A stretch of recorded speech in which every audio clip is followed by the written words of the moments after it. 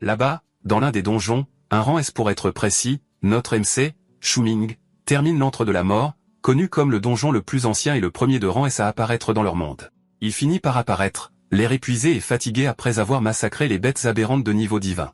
Mais à sa grande surprise, il voit le groupe de guerriers le fixer comme une proie, exigeant qu'il leur remette l'artefact qu'il a obtenu dans le donjon. Bien qu'ils sachent qu'il est le dieu du massacre, ils lui disent avec assurance de se préparer à mourir. Shu-Ming apprend que tout a été orchestré par Zhang Xuan, son soi-disant ami avec qui il fait équipe depuis le réveil. Maintenant, Zhang Xuan prévoit de dépouiller Shu-Ming de ses pouvoirs. Shu-Ming se met en colère contre lui et se prépare à l'affrontement en disant à Zhang Xuan et ses hommes de venir chercher l'artefact, l'anneau divin de la défiance. Il voit Shu-Ming monter en puissance et remarque qu'il utilise le pouvoir de l'anneau, alors qu'il s'apprête à lui sauter dessus. Zhang leur dit d'attendre car le plan sera bientôt achevé. Du ciel, Ren Xiaoman s'approche de Shu-Ming, qui est surpris de la voir apparaître. Elle le serre dans ses bras et lui dit qu'elle a entendu dire qu'on complotait contre lui, alors elle est venue l'aider. Shu-Ming lui assure qu'il n'y a pas besoin de s'inquiéter. Après tout, il a l'artefact divin, donc ils ne font pas le poids contre lui. Mais Shu-Ming lui pose la question qui lui trotte dans la tête, se demandant comment Zhang et les autres connaissent sa position. Et à sa grande surprise, Ren le poignarde dans le ventre avant de l'informer que c'est elle qui leur a dit. Horrifié et surpris, Shu-Ming lui demande pourquoi elle cesse de retourner contre lui, mais Ren active un sort, et Zhang crie joyeusement que le plan est achevé. Il lui dit d'activer la formation de prison, et immédiatement, Ren court à ses côtés tandis que des chaînes sortent de la blessure de Shu-Ming. Sur place, Shu-Ming réalise que Ren l'a trahi il y a longtemps et s'est associé à Zhang juste pour ce moment afin de récupérer l'artefact. Shu-Ming les maudit après avoir vu qu'il n'a été utilisé que comme un outil pour leur profit, et immédiatement, il le charge pour se débarrasser de lui et mettre la main sur l'artefact. De nulle part, des squelettes apparaissent, et une femme nommée Jiyao crie aux guerriers de s'arrêter. Les squelettes bloquent les attaques pendant que Jiyao dit à Shu-Ming de ne pas abandonner. Zhang voit Yao et lui dit qu'elle cherche la mort car personne ne peut les sauver du nombre de maîtres parmi les guerriers qui leur feront face. Alors que l'opposition déchaîne ses attaques, Zhang sort sa lame et tranche Yao. Shu-Ming hurle en voyant Yao tomber, et juste au moment où Zhang s'approche de lui pour l'abattre, Shu-Ming attrape les chaînes en serrant les dents de douleur, et il les brise avec force. Les autres témoins sont stupéfaits de voir Shu-Ming utiliser une technique de niveau divin, ce qui n'a été possible que grâce à l'artefact. Shu-Ming se précipite vers Yao et lui demande pourquoi elle est venue malgré le nombre de fois où il l'a laissé tomber. Elle tend faiblement la main vers son visage et lui dit que s'il doit mourir, alors elle mourra avec lui. Ému, Shu-Ming la soulève et déclare avec colère à tous ceux qui regardent qu'il jure sur son titre de dieu du massacre de chasser et de tuer chacun d'entre eux s'il renaît un jour. Il voit Shu-Ming reculer vers l'antre de la mort et se précipite avec inquiétude pour l'empêcher d'emporter l'artefact, mais Shu-Ming sort l'anneau et le lance tout en sautant dans le donjon avec Yao. Plus tard, il reprend conscience en se demandant s'il est mort, mais il voit qu'il est à l'académie. Non seulement ça, mais il est à la 127e cérémonie d'éveil. Là, les jeunes de 18 ans s'éveillent, et leurs futurs chemins sont décidés en fonction du domaine de leur éveil. Shu-Ming regarde autour de lui et se souvient avoir revécu un tel événement. Il confirme que tout est réel et réalise qu'il a régressé à l'époque où il avait 18 ans. Il voit que les personnes appelées pour faire vérifier leurs capacités sont exactement comme cela s'était produit, ce qui signifie aucune déviation par rapport à la façon dont les choses étaient. Il sourit joyeusement en apprenant qu'il est né de nouveau, et le souvenir de la trahison de son ami défile devant ses yeux. Soudain, Zhang s'éveille avec succès en tant que guerrier au marteau magique. Les étudiants l'acclament après avoir vu que son attribut inné est de niveau 8 étoiles. Pendant que les autres l'admirent, lui et son milieu familial, Shu-Ming lance des regards noirs à Zhang. Soudain, Yao apparaît et dit à Shu-Ming qu'elle le cherchait. Il la regarde avec surprise, et elle se demande si elle a quelque chose sur le visage. Shu-Ming lui dit alors qu'il la félicite d'avance. Alors qu'elle se demande ce qu'il voulait dire, Shu-Ming se dit qu'il est heureux de la voir. L'annonceur appelle ensuite Yao, et quand elle touche la stèle céleste, il réalise tout ce qu'elle a éveillé une profession cachée tout comme Zhang, mais cette fois-ci, c'est nécromancien avec un niveau de 7 étoiles. Tout le monde est choqué que leur promotion ait 2 éveillés à profession cachée, ce qui semble excessif. Enfin, Shu-Ming est appelé pour toucher la stèle céleste. Alors qu'il s'y rend, ses camarades écartent la possibilité qu'il soit le 3e éveillé professionnel simplement parce qu'il est orphelin. Dans le pays connu sous le nom des Étoiles Bleues, après la première vague d'éveillés il y a des décennies, les gens ont commencé à s'éveiller à 18 ans en participant à une cérémonie d'éveil. Les éveillés sont connus comme l'élite qui a le pouvoir de contourner les règles de la nation et d'amasser des richesses, mais ils doivent affronter des bêtes féroces, des donjons terrifiants. Et avec tous les inconvénients de l'éveil, Shu-Ming dans sa vie passée, qui était un orphelin dépendant des aides et des bourses, s'est éveillé avec d'incroyables attributs innés de niveau stellaire, la profession légendaire, le dieu du massacre. Actuellement, Shu-Ming se tient devant la stèle avec l'espoir d'éclairer tout le monde une fois de plus sur sa capacité. Mais quand il touche la stèle, elle fluctue si fortement que tout le monde se demande si c'est la naissance d'une profession de rang 9 étoiles. Mais à la surprise de tous, y compris de Shu Ming, l'anneau de la défiance apparaît de la stèle. Il le saisit et voit que l'artefact a voyagé dans le temps pour le retrouver. Dès qu'il touche l'anneau, une fenêtre de statue apparaît et le classe comme le plus fort des tueurs de bêtes, sa profession mythique, le dieu de l'épée. Les annonceurs et tout le monde autour sont surpris par le phénomène de fluctuation, et ils se demandent quelle profession Shu Ming obtient. Zhang Xuan, de son côté, se demande pourquoi Shu Ming ne bouge pas. Pendant ce temps, Shu Ming regarde la fenêtre pop-up et se demande pourquoi sa profession est passée de dieu du massacre à dieu de l'épée. Il scannait son empreinte digitale, et son talent d'or est la sublimation de toute chose. Il parcourt les statistiques et se rend compte que son niveau sera plus élevé que celui de sa vie passée. Il ouvre son ensemble de compétences et voit qu'il n'y a rien. Mais alors qu'il essaie frénétiquement de faire fonctionner la fenêtre de statut, les autres se demandent ce qui lui prend autant de temps. Le système finit par lui répondre et scanner l'anneau de la défiance. Et après l'avoir identifié, une lumière vive jaillit de la scène et monte droit dans les airs. Tout le monde regarde en l'air et voit que Shu Ming est de niveau 10 étoiles. Malheureusement, on lui attribue la profession de contrôleur d'épée. Tout le monde est choqué par son niveau, et il se demande s'ils ont 3 étudiants avec des professions cachées. Le problème est que contrôleur d'épée n'est pas une profession de haut rang, donc le niveau 10 étoiles semble être un fort potentiel pour une profession de bas grade. Quand Shu Ming revient, ses camarades ricanent et notent que Shu Ming devra cultiver 2 fois plus que les autres pour obtenir des points équivalents. Ils le méprisent et notent que le maximum qu'il obtiendra de cette profession est d'agir comme soutien au combat. Malgré toutes leurs remarques sadiques, Yao félicite joyeusement Shu Ming et le qualifie d'incroyable pour son talent de 10 étoiles. Elle croit qu'il n'aura aucun problème à devenir plus fort dans sa profession. Shu Ming la remercie de l'avoir encouragée et se confie à elle en disant que la réaction de tout le monde était ce qu'il voulait. Elle ne comprend pas ce qu'il veut dire, mais dès que Ren est appelé sur scène pour vérifier sa profession, tous les garçons se mettent à l'acclamer. Yao admire Ren et parle du fait que Ren est la beauté de leur école. Comme les autres, tout le monde anticipe sa nouvelle profession. Mais à la surprise de Yao, Shu Ming s'en va et lui dit qu'il n'est pas intéressé. Ce qui hante Shu Ming, c'est le fait que Ren ait utilisé son talent et les trahit sans hésitation. En s'éloignant, il se dit qu'il aura sa vengeance. Dans les rues, Shu Ming voit qu'il n'y a aucun changement dans l'environnement tel qu'il s'en souvient, la seule exception étant sa nouvelle profession. Shu Ming vérifie sa fenêtre de statut et voit sa compétence de dissimulation, l'une des 4 compétences de sa vie précédente disponible dans son arsenal.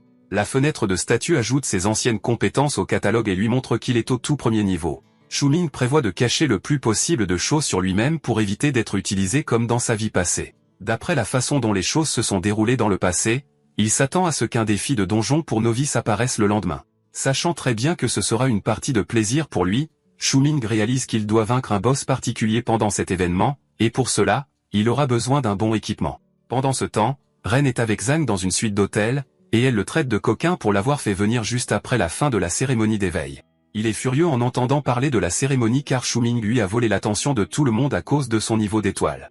Ren calme rapidement Zhang puis lui dit que Shu Ming leur sera utile à l'avenir, grâce à ses statistiques élevées. Elle montre son téléphone à Zhang pour prouver que Shu Ming l'aimait bien, alors elle tape un message qu'elle prévoit d'envoyer à Shu Ming pour qu'il travaille avec elle. Shu Ming, de son côté, arrive au magasin d'équipement de la ville, et il voit des étudiants des écoles voisines inspecter l'endroit, ce qui signifie qu'eux aussi ont terminé leur cérémonie d'éveil. Shu Ming regarde autour de lui et voit un groupe d'étudiants parler d'une épée glaciale du tyran, une arme très chère de grade diamant qui peut geler les monstres. En les dépassant, Shu Ming sourit en remarquant que l'épée est en fait une fausse, ce qui est dû à ce qui s'est passé dans sa vie antérieure. Soudain, Jeanne Lan du conglomérat Zhang apparaît et se présente à lui comme une employée qui le connaît. Incapable de se souvenir de son visage, Shu Ming lui dit qu'il ne la connaît pas, mais ce n'est pas grave car elle veut qu'il aide sa sœur, Zhang Yanqing, dans le prochain donjon des novices. À la surprise de Lan, Shu Ming refuse, mais elle lui rappelle qu'il est pauvre et qu'elle paiera volontiers tout équipement qu'il achètera. En entendant cela, Shu Ming désigne une épée du ciel glacial qui vaut 1 million de pièces d'ave, et Lan lui dit qu'il lui complique les choses. Elle lui demande s'il pense valoir cette somme, mais il lui rappelle que c'est elle qui a dit qu'elle accéderait à sa demande. À cause de cela, Shu Ming lui dit qu'il y a des situations où le pouvoir financier ne peut pas aider, donc Lan devrait s'assurer que Yanqing mette tous ses efforts dans l'épreuve du donjon. Le garde de Lan est sur le point de réagir, mais elle l'arrête et part avec lui. Tout le monde autour est choqué que Shu Ming ait joué un tel caïd. Shu Ming reçoit soudainement un message de Ren, qui lui dit qu'elle a changé Davis à son sujet et aimerait le rencontrer sur le toit. Il voit que les choses progressent toujours comme par le passé, alors il accepte son invitation. Après cela, il se rend dans une autre section du magasin où l'on vend des pierres d'épée. En réalité, il est très rare que les pierres d'épée se transforment en armes classées, car la plupart des pierres d'épée sont des rebuts. La secrétaire essaie d'avertir Shu Ming, mais il ne recule pas et lui dit qu'il est prêt à tenter sa chance puisque les pierres sont moins chères. Pendant ce temps, Shu-Ming utilise l'une de ses compétences, l'œil de l'intention, pour inspecter les pierres jusqu'à ce qu'il trouve la plus sûre. L'œil l'aide à voir toutes les informations fondamentales sur toute chose. Avec cela, il sélectionne la matière première et l'achète pour une bouchée de pain, 50 pièces d'ave. Yongding, une brute riche, et son acolyte, voient ce que fait Shu-Ming, et ils se moquent de lui pour avoir été assez stupide pour rejeter l'offre du conglomérat Jan et Sen tenir à l'achat d'un rebut. Pour briser leur ego, Shu-Ming les met au défi en pariant 5000 pièces d'ave s'il obtient une arme en argent. Ils se moquent de lui et concluent qu'il a une case en moins, ils acceptent le marché. Shu-Ming saisit immédiatement sa chance en utilisant sa compétence œil de la perspicacité pour extraire l'arme de la pierre d'épée. À la surprise de tous, il sort une épée de fer noir à fil pourpre, une arme en argent de bas grade qui boit le sang des monstres et guérit son maître. Shu-Ming la qualifie de bonne arme, parfaite pour son rendez-vous plus tard dans la nuit. Yongding réalise qu'il s'est fait avoir et regarde Shu-Ming dire que l'arme a un effet de vol de vie, ce qui signifie qu'il n'aura pas besoin de guérisseur. Shu-Ming réclame alors son argent, et Yongding le lui paie à contre-cœur. La réceptionniste examine l'épée et a du mal à y croire car cela fait des années que personne n'a sorti une bonne épée des roches. Shu-Ming la retrouve ensuite pour un fourreau et en achète un avec les 5000 pièces d'ave qu'il vient de recevoir. Sa fenêtre de statut l'informe immédiatement que le fourreau réduira la dégradation de l'épée de 50%. Elle demande si Shu-Ming souhaite ouvrir la fonction de matérialisation cachée, mais Shu-Ming refuse et déclare qu'il va augmenter le grade. Sur ce, Shu-Ming s'en va, et en rentrant chez lui, il vérifie sa fenêtre de statut et se demande pourquoi il n'a aucune compétence de profession liée à son titre de dieu de l'épée. Mais dans l'arbre des talents professionnels, il a la sublimation de toute chose, une compétence qui peut améliorer tout le butin, mais cela ne peut se produire qu'une seule fois. Shu-Ming l'applique à son arme, et elle gagne l'effet soif de sang, créant deux capacités. Premièrement, le buveur de sang, une capacité qui guérit le propriétaire après avoir tranché un adversaire. La seconde augmente temporairement les statistiques du propriétaire de 5 points pendant 30 secondes. Après s'être renseigné, Shu-Ming ouvre la matérialisation d'armes cachées et note que la préparation pour le raid de donjon du lendemain est terminée. Plus tard dans la nuit, Shu-Ming se rend sur le toit où il voit Ren qui l'attend. Elle se comporte comme une séductrice, lui disant qu'il est en retard, mais elle panique quand elle le voit lancer son épée sur elle. Elle atterrit à quelques mètres d'elle, et elle lui demande, prise de peur, ce qui ne va pas. Shu-Ming lui dit qu'il est venu pour se venger, mais elle ne sait pas de quoi il parle. Alors elle lui dit qu'elle est venue parce qu'elle a pris l'initiative de l'inviter puisqu'il l'aimait bien, mais maintenant elle trouve étrange qu'il veuille la tuer. Shu-Ming se souvient immédiatement comment elle l'a approché juste après la fin de la cérémonie d'éveil à l'académie, et pour la première fois, il a reçu son attention. À partir de ce moment, elle lui a parlé jusqu'à ce qu'il finisse par l'inviter à sortir, et ils ont commencé à se fréquenter. C'étaient les jours qu'il chérissait le plus en raison des moments qu'ils ont passés ensemble. Mais ayant réalisé que c'était faux, Shu-Ming dit franchement à Ren qu'il est au courant de son stratagème avec Zhang pour l'utiliser. Surprise, Ren essaie de se couvrir, mais Shu-Ming ne la laisse pas finir et la traite de salope sans vergogne. À ce moment-là, elle craque et admet que sans ses talents, il n'aurait aucune chance de lui parler. Elle jure que Shu-Ming ne s'en tirera pas après l'avoir insulté, mais Shu-Ming s'en fiche, et il menace même son statut social en disant qu'il ruinera son image pure et innocente s'il expose sa relation avec Zhang. Elle devient très énervée et saisit son épée pour l'attaquer, mais l'activation sanguinaire de l'épée se déclenche et lui tranche le visage. Ren se met à crier non seulement à cause de la douleur, mais aussi parce que son visage parfait est maintenant défiguré. Shu-Ming ramasse son épée et dit que son nouveau look lui va bien, et qu'il est temps pour sa vengeance. Énervé, Ren jure de faire tuer Shu-Ming par Zhang, mais Shu-Ming s'en va simplement en lui disant que Zhang peut venir l'affronter quand il veut.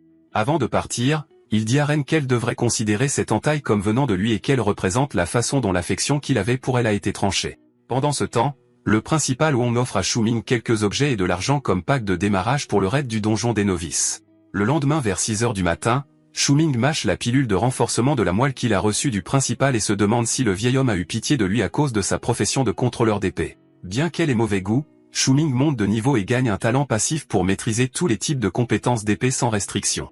Alors que Shu-Ming se dirige vers le lieu, il prévoit de montrer aux autres étudiants ce qu'il a dans le ventre dans le donjon des novices. Quand Shu-Ming arrive sur les lieux, de nombreux étudiants réclament de faire équipe avec lui, mais il décline leur demande et leur dit qu'il est déjà dans une autre équipe.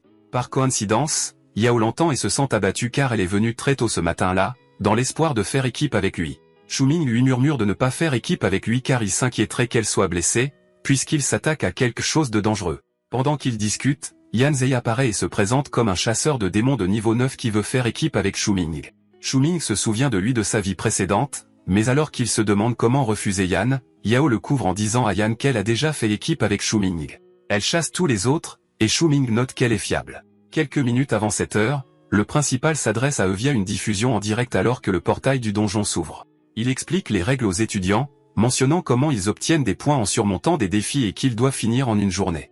Alors qu'il les motive et leur conseille de faire équipe, Yao regarde autour d'elle mais ne trouve pas Shuming qui était avec elle il y a quelques instants. Immédiatement, alors que le principal lance l'événement, les étudiants parlent du fait que quelqu'un est déjà parti en avance. Shuming, de son côté, descend dans le portail, et il note la sensation familière car il y est déjà allé. À l'époque, il se déplaçait imprudemment en essayant d'accumuler des points de contribution, mais cette fois-ci, il prévoit d'affronter le défi le plus difficile, qui est de tuer le boss caché ultime. Il arrive finalement à l'intérieur du donjon et note que son point d'apparition est différent de celui de sa vie précédente, c'est pourquoi le lieu, le chemin et les monstres sont différents pour les challengers. Shuming dissimule sa présence à un monstre arbre d'élite même s'il peut s'en occuper, car il ne prévoit pas de perdre du temps à combattre des monstres de base, sa priorité étant le boss caché. Il vérifie la carte pour l'itinéraire vers le boss caché, puis note qu'il doit se dépêcher pour avoir une longueur d'avance dans la collecte d'objets. Vers 7h30 du matin, Yanking et son groupe apparaissent non loin de là, et il remarque que l'endroit est calme. Tout à coup, il voit un étudiant particulier se faire pourchasser par un rat de sang géant et frénétique. Ils se séparent tous et courent, mais une minute plus tard, 3 des 4 sont tués, le plus haut gradé de l'équipe étant un 6 étoiles. Tous ceux qui sont encore à l'extérieur du portail sont inquiets car quelqu'un d'aussi fort n'a même pas tenu longtemps dans le donjon. L'annonceur leur ordonne alors de former des équipes le plus rapidement possible car les challengers à l'intérieur ont besoin d'aide. Pendant ce temps, Yanking, la seule survivante de son équipe, court si loin qu'elle perd la notion de l'endroit où elle se trouve. Du coin de l'œil, elle voit un monstre singe, et la créature bondit sur elle avec une intention meurtrière. Morte de peur, Yanking crie à l'aide, et voilà que le monstre se fait taillader à plusieurs reprises par Shuming. Alors que tout le monde dans le donjon subit l'assaut du monstre, Yanking regrette de ne pas être resté caché. Mais en voyant Shuming abattre facilement le singe, elle réalise qu'il est très fort et suppose que le singe est mort. Shuming la corrige en disant que le singe n'est pas encore mort, et qu'elle devrait faire attention car il ne la sauvera pas une deuxième fois. Elle part rapidement chercher des renforts pour lui, mais c'est exactement ce dont il a besoin, un peu de temps seul. Shuming utilise son œil de la perspicacité et apprend que le singe n'est pas ordinaire mais un roi singe muté. Il en conclut que c'est la raison pour laquelle le singe a survécu à ses coups. Le singe le charge, et Shuming voit que la créature est très rapide. Il esquive son attaque puis décide de le défier dans un concours de vitesse. Pour ce faire, Shuming utilise sa 3e compétence de sa vie précédente, le pas de l'ombre divine. Shuming attaque le singe, et alors que le primate essaie de contrer son coup, Shuming apparaît juste derrière lui et la patte avec quelques entailles. Le singe se retourne et bondit sur Shuming, mais Shuming voit qu'il le surpasse en vitesse, et il trouve cela ennuyeux, alors il opte pour un coup final en lui tranchant la tête. En conséquence, le système le récompense avec un parchemin de taille linéaire pour avoir vaincu avec succès le roi singe muté. C'est une compétence de bronze de bas niveau que Shuming juge parfaite pour le donjon des novices. Soudain, Shuming reçoit le premier sang pour avoir été la première personne à tuer un monstre. Quelques instants plus tard, tout le monde reçoit le message qu'un contrôleur d'épée a tué un monstre. Beaucoup de gens de l'académie de Shuming supposent que c'est lui, mais d'autres rejettent l'idée. Après tout, il y a aussi des contrôleurs d'épée d'autres académies qui participent au donjon. En conséquence, tout le monde reçoit une potion de soin. Quand Shuming entend ses exploits diffusés avec son titre, il se dit qu'il doit être plus prudent en utilisant la compétence de dissimulation pour les empêcher de le savoir. Alors que Shuming traverse la forêt, il voit une meute de loups monstrueux et les qualifie de spécimens parfaits pour sa nouvelle compétence de taille acquise en battant le roi singe. Il active la compétence connue sous le nom de taille et Edo, puis tire la lame de son fourreau après avoir concentré son esprit. Immédiatement, une attaque tranchante volante fonce droit sur les loups, et les monstres ont à peine le temps de réagir avant d'être abattus les uns après les autres, leur corps s'effondrant tandis que des points d'expérience affluent dans la fenêtre système de Shuming.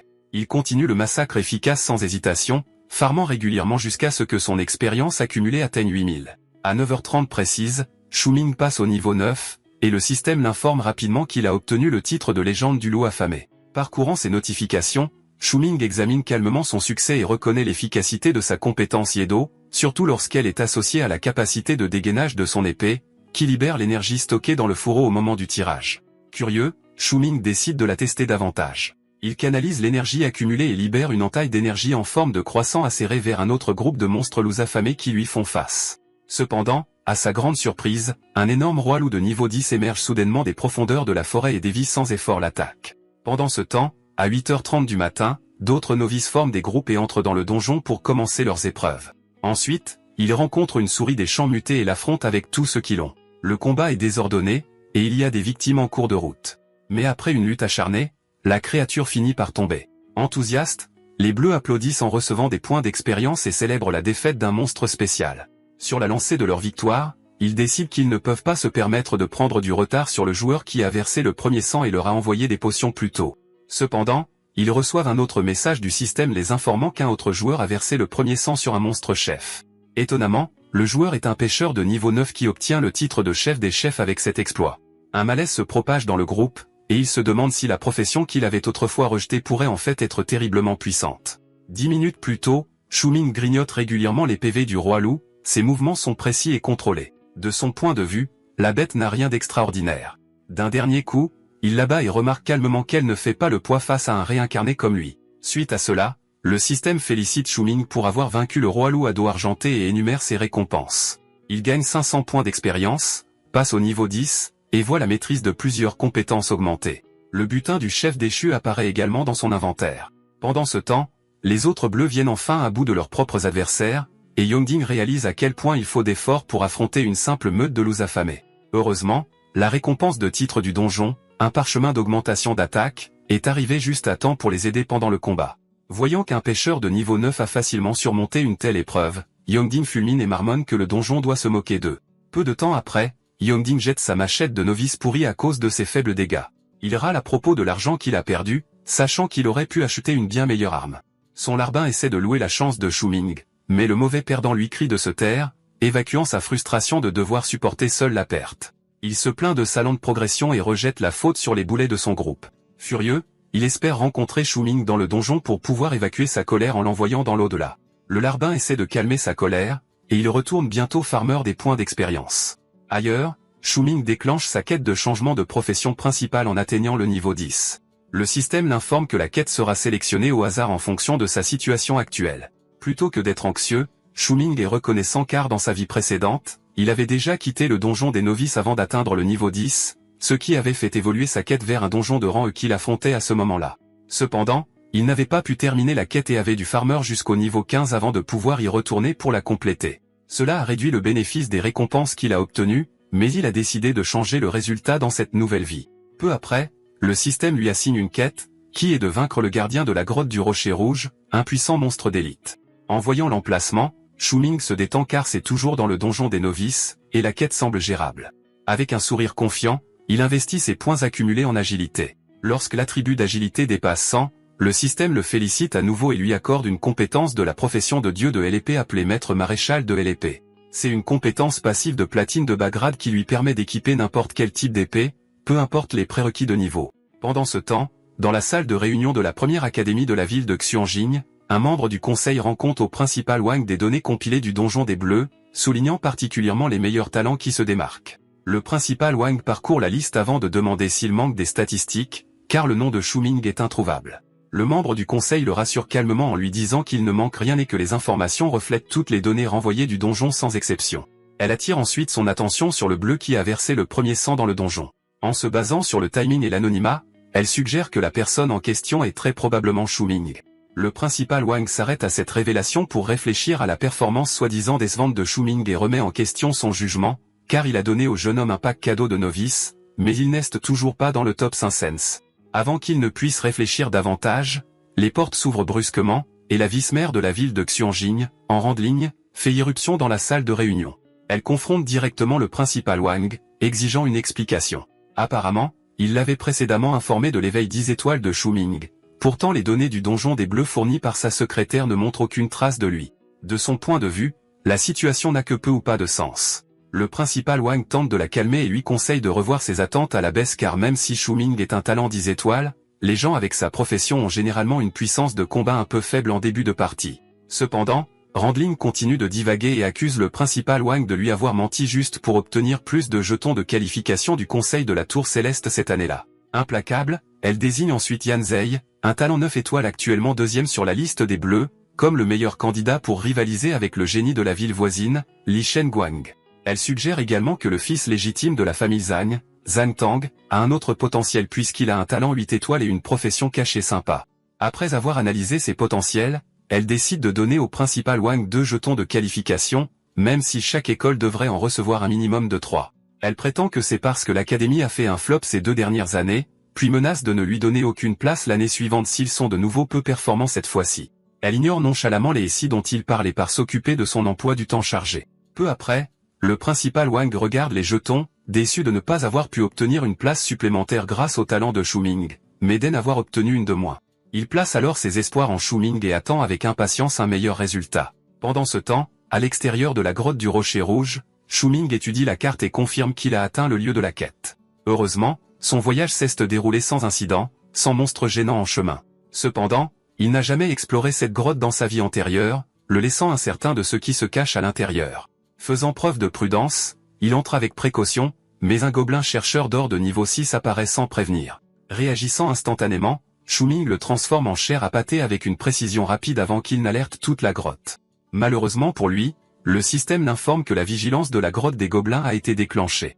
À sa grande surprise, une horde de gobelins apparaît soudainement, et il réalise que la première quête de changement de classe n'est pas si facile que ça. À ce moment, le système lui annonce que tous les gobelins de la grotte vont lancer de féroces attaques contre lui. Vraisemblablement, le mode gobelin déclenché est un mode de vie auto-indulgent qui va à l'encontre de toutes les normes sociales. Sans hésitation, Shuming commence à faucher les gobelins, mais le nombre d'ennemis est écrasant.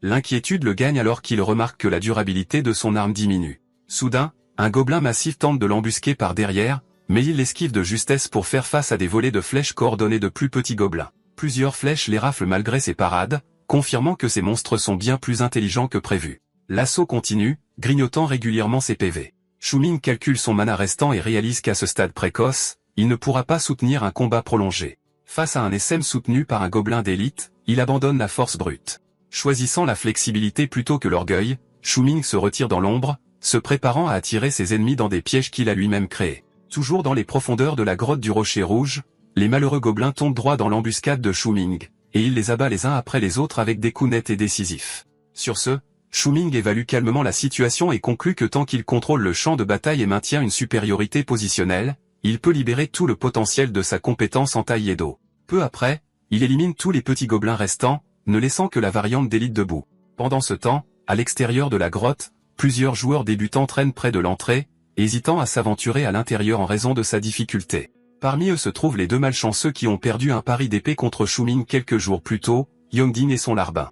Ils se disputent à voix basse pour savoir si Shuming ou l'un de leurs pairs oserait vraiment défier une grotte connue pour faire apparaître des monstres de niveau 7 et plus. Alors que le débat s'échauffe, ils remarquent quelqu'un sortant de la grotte, et il se trouve que c'est leur ennemi juré, Shuming. Maintenant au niveau 11, Shuming affiche une aura désinvolte en consultant les notifications du système détaillant ses récompenses, tandis que sa présence respire la confiance.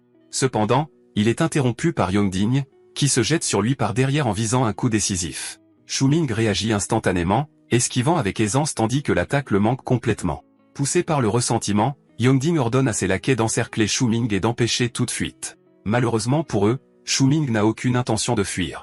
Alors que Yongding fulmine sur le règlement de vieux comptes, il réalise que Shuming a déjà oublié l'incible qui était si important pour lui. Enragé par le calme de Shuming, il ordonne à ses hommes de main d'éliminer Shuming sur le champ.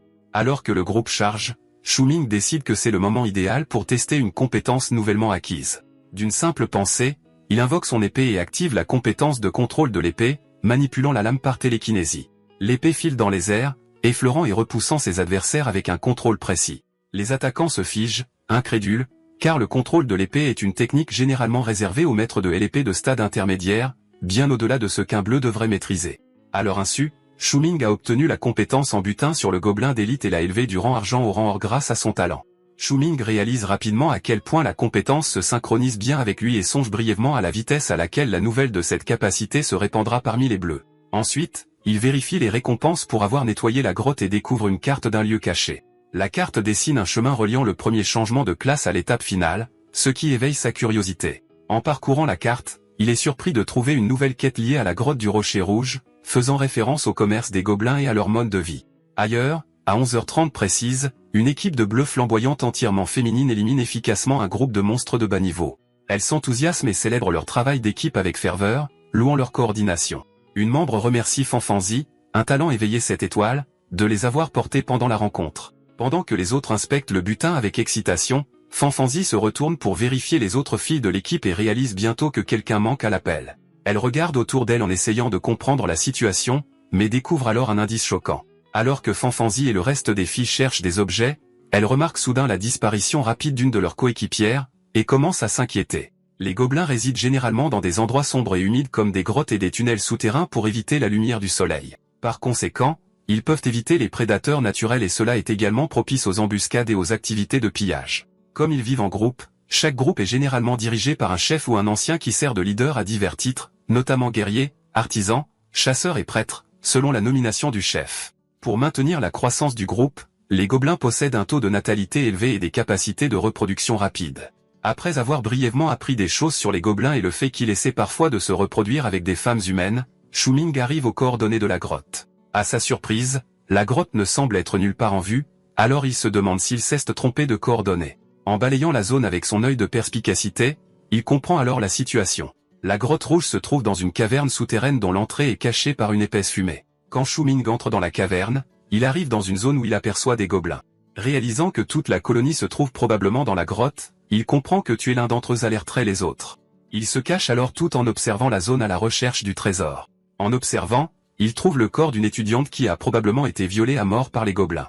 Il confirme alors que ce qu'il a appris sur ces créatures est vrai. Peu après, il voit une étudiante nommée Zhang Yanqing, qui a dû elle aussi tomber dans le piège de fumée des gobelins.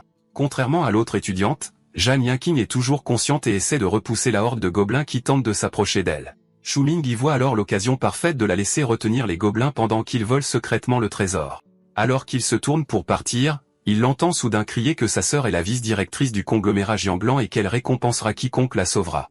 Réalisant que Zhang Yanqing est la sœur de la vice-directrice à qui il a parlé, Shu Ming décide d'intervenir. Alors que les gobelins chargent Zhang Yanqing pour l'attaquer, Shu Ming lance soudainement son arme au milieu d'eux. Il utilise ensuite sa technique de contrôle de l'épée pour la dégainer, créant une lumière immensément puissante appelée Antai-Edo. Comme les gobelins sont les ennemis naturels de la lumière, il fuit immédiatement la scène. Étant donné que Shu Ming n'a tué aucun des gobelins, aucun des autres gobelins de la grotte n'est alerté. Zhang Yanqing remercie Shu Ming de l'avoir sauvé, mais il répond simplement qu'il ne faisait que passer par là.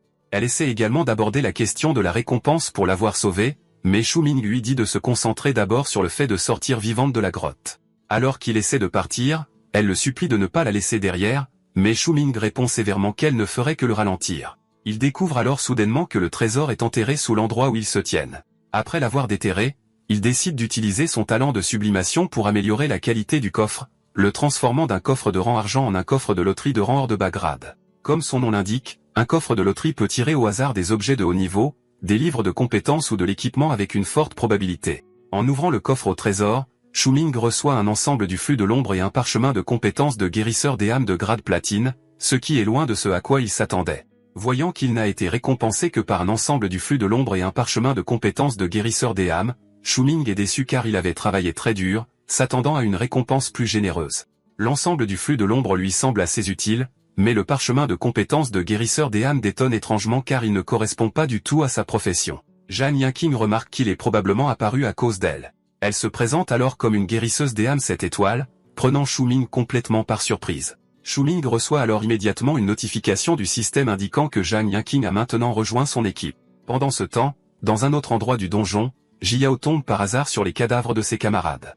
Avant qu'elle ne puisse réagir, Li, l'étudiant responsable, la voit et en fait sa prochaine cible, la mettant sur ses gardes. Après un moment, elle prend un peu de distance avec lui, alors elle se dissimule et essaie de s'éclipser secrètement. Elle fait alors accidentellement un grand bruit, alertant Li et le faisant charger sur elle avec une attaque puissante. Grâce à sa rapidité de réaction, elle parvient à esquiver légèrement l'attaque et à reprendre de la distance. Surpris par ses mouvements rapides, Li mentionne qu'il ne s'attendait pas à ce qu'une fille comme elle tienne aussi longtemps contre lui, remarquant que l'Académie de Xuanjing n'est peut-être pas si nulle que ça.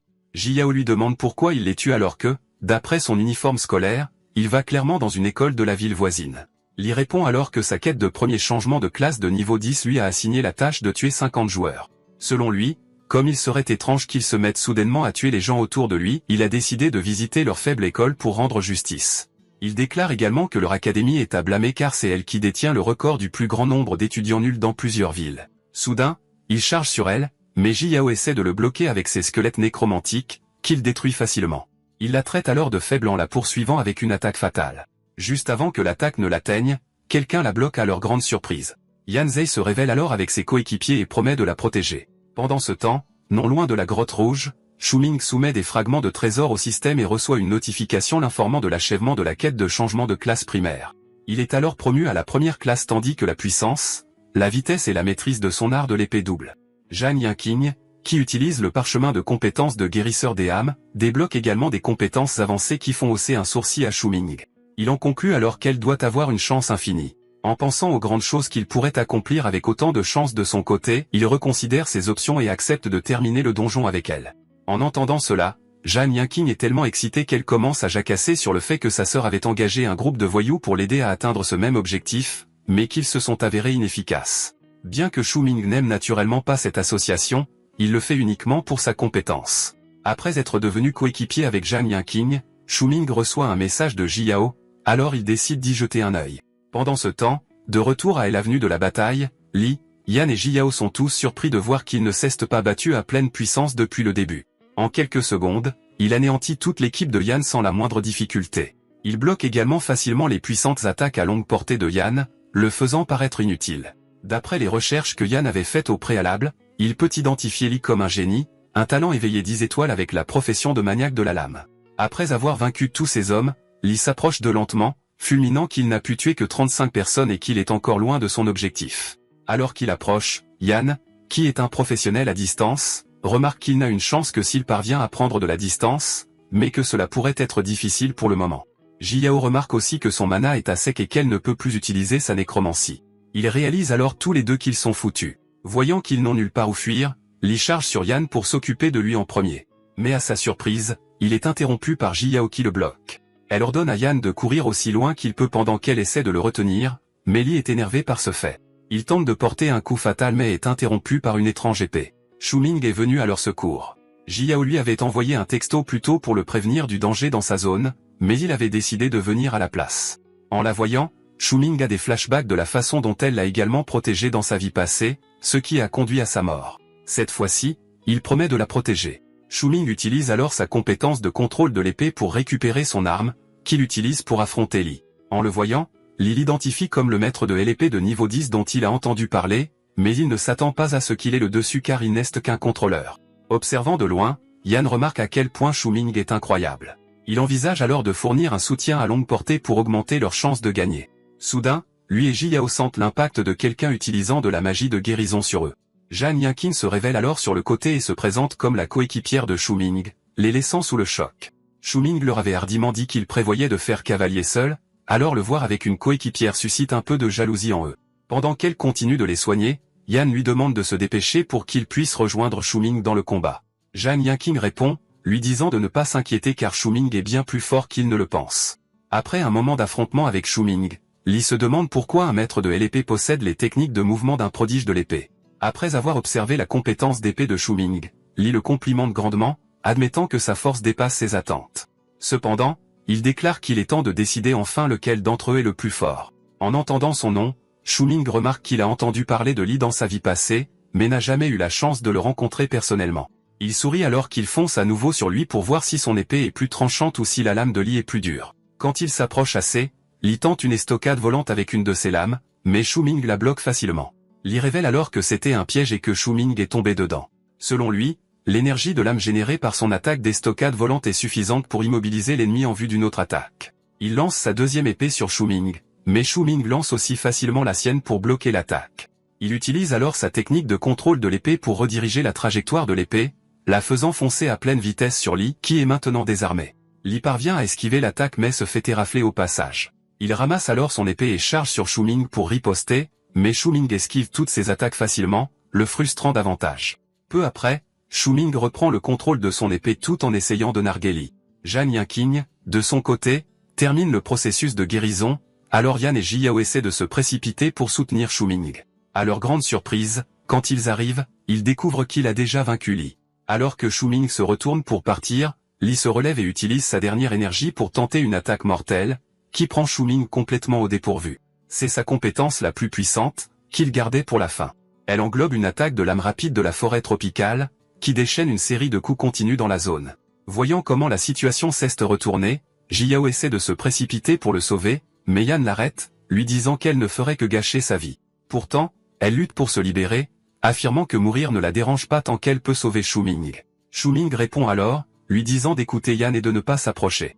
D'accord, c'est la fin de l'histoire. Merci d'avoir regardé. À la prochaine.